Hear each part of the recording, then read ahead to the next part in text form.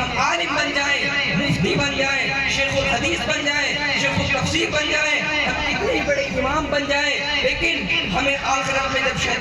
جب آخری وقت میں شیطان پریشان کرتا ہے تو اس وقت ہمیں نسبتیں ہی کام آتی ہیں، اس وقت ہمیں بزرگان دین کا فیض ہی کام آتا ہے، ہمارا علم ہم سے دور چلا جاتا ہے، کیونکہ شیطان بھی بہت بڑا عالم تھا۔ عزیزان گرامی، امام فخر الدین رازی رحمۃ اللہ تعالیٰ علیہ کے نصاب کا وقت ہے، شیطان آتا ہے اور کہتا ہے جناب والا آپ تو بہت بڑے مناظر تھے، آپ نے دنیا کے اندر بڑے مناظرے کیے، آپ نے دیکھا آپ اللہ کی وحدانیت کو بیان کرتے رہے، آپ کہتے ہیں ہم نے الحمدللہ اللہ کی وحدانیت کو بیان کیا، ہم نے مناظرے کیے، ہم نے اللہ کی وحدانیت کو، اللہ کی یکتائی کو بیان کیا۔ شیطان کہتا ہے ذرا بتائیے کہ اللہ کی وحدانیت پر آپ کے پاس کیا، آپ اس کو دلیل دیتے ہیں، شیطان دلیل کو رد کر دیتا ہے، آپ دوسری دلیل دیتے ہیں، شیطان دلیل کو رد کر دیتا ہے، آپ تیسری دلیل دیتے ہیں، شیطان دلیل کو رد کر دیتا ہے۔ عزیزان گرامی، آپ دلیلیں دیتے گئے، دلیلوں کی تعداد بڑھتی گئی، یہاں تک کی دلیلوں کی تعداد 360 ہو گئی،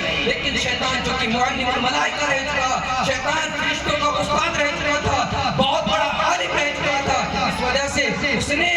امام فخر الدین رازی رحمۃ اللہ تعالیٰ علیہ کی ساری دلیلوں کو رد کر دیا، اور آپ رحمۃ اللہ تعالیٰ علیہ گھبراہٹ میں آ گئے اور آپ کہتے ہیں یا مرشد کریم مدد فرمائیے، نظر کا وقت ہے، مرشد کریم مدد فرمائیے۔ آپ کے پیر و مرشد نجم الدین کبرا رحمۃ اللہ تعالیٰ علیہ ایک مقام پر وضو فرما رہے تھے، آپ کے کانوں میں جب آپ کے مرید کی آواز آتی ہے، برادران عزیز آپ رحمت اللہ تعالیٰ علیہ کہتے ہیں اے راضی تو کیوں نہیں کہہ دیتا میں اللہ رب العزت کو بغیر کسی دلیل کے واحد و یکتا مانتا ہوں۔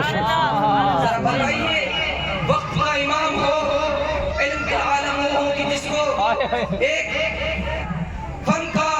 جس کو فن منطق کہا جاتا ہے، اس کا موجد کہا گیا ہو، جس کا ایجاد کرنے والا کہا گیا ہو، جو کہ فن منطق یہ وہ فن ہے جس کا جاننے والا بحث و مباحثہ کے اندر سر فہرست رہتا ہے، جس کا جاننے والا، جس کا ماہر اگر جس فیلڈ میں اتر جائے اور بحث کرنے پر آئے تو سامنے والا کتنا ہی بڑا عالم ہو گھٹنے ٹیکنے پر مجبور ہو جاتا ہے۔ عزیزان گرامی، اس علم کا جو موجد ہو، اس علم کا جو ایجاد کرنے والا ہو، اس علم کو جو جلانے والا ہو، وہ بھی جب شیطان کے سامنے رہ گیا، اس کو بھی جب کام آیا تو اپنی پیر و مرشد کی نسبت کام آئی۔ تو ہمیں چاہیے کہ ہم بھی اپنا حال کسی پیر کامل جو کہ ہمارے پیر و مرشد حضور سید اختر حضرت دامت برکاتہم العالیہ صاحب ہیں، ہمیں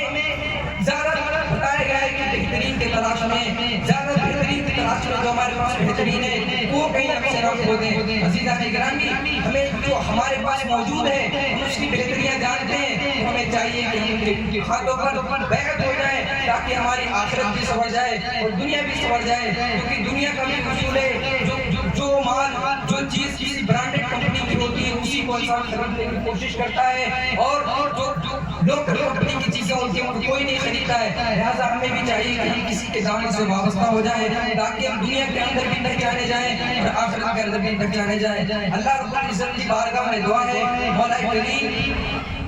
بولنے میں جو لفظ معنی سمعن قصدن غلطیاں خامیاں ہوئی ہوں اپنے محبوب کے صدقے میں معاف فرمائے۔ اللہ پاک کی بارگاہ میں دعا ہے ہم سب کو کہنے سننے سے زیادہ عمل کرنے کی توفیق عطا فرمائے۔ وما علینا الا البلاغ۔ السلام علیکم۔